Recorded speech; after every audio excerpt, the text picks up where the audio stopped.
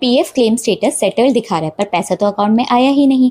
तो ऐसे बहुत सारे केसेस होते हैं जहाँ पर ऐसा होता है। तो आप इसे सॉल्व करने के लिए क्या कर सकते हो? देखो, सबसे पहला क्वेश्चन तो ये है कि अगर कुछ इश्यूअर हमारे अकाउंट में पैसा ही नहीं आया तो हमें ईपीएफओ पोर्टल पे क्लेम स्टेटस में सेटल्ड क्यों दिखता है? तो उसका मतलब होता है, उस सेटल्ड का मतलब है कि ईपीएफओ ने पेमेंट बैंक को इनिशिएट कर दिया, इसलिए वहाँ पर स्टेटस सेटल्ड शो हो जाता है।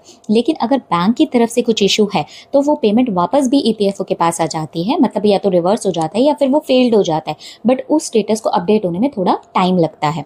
तो अगर आपका पैसा अकाउंट में नहीं आया और वहाँ पर सेटल्ड दिख रहा है, यूजुअली 3 बिजनेस डेज के अंदर आपके अकाउंट के अंदर पैसा क्रेडिट होना चाहिए। बट अगर नहीं हुआ है तो आप 5 दिन का वेट कर सकते हो। 5 बिजनेस डेज का वेट करने के बाद में आपको ग्रेवियांस पोर्टल पे अपनी कंप्लेंट रजिस्टर करनी है, अपनी कंप्लेंट लॉन्च करनी है। बट उस कंप्लेंट को रजिस्टर करने से पहले आपको कुछ पॉइंट्स खुद से वेरीफाई करने हैं। बैंक अकाउंट मिसमैच, अगर अकाउंट नंबर या आईएफएससी गलत है तो पैसा वापस चला जाता है। Name mismatch, as per the EPFO records और आपके as per the bank records, अगर आपका नेम मिसमैच है तो भी आपका पैसा वापस चला जाएगा। क्लोज या डोरमेंट अकाउंट, अगर आपका अकाउंट बंद हो चुका है या फिर डोरमेंट हो चुका है तभी भी आपका पैसा वापस चला जाएगा। उसके अलावा आधार या केवाईसी इशू है कि आपका आधार बैंक लिंक सही से नहीं हुआ है तो भी आपकी ट्रांजैक्शन फेल हो जाती है।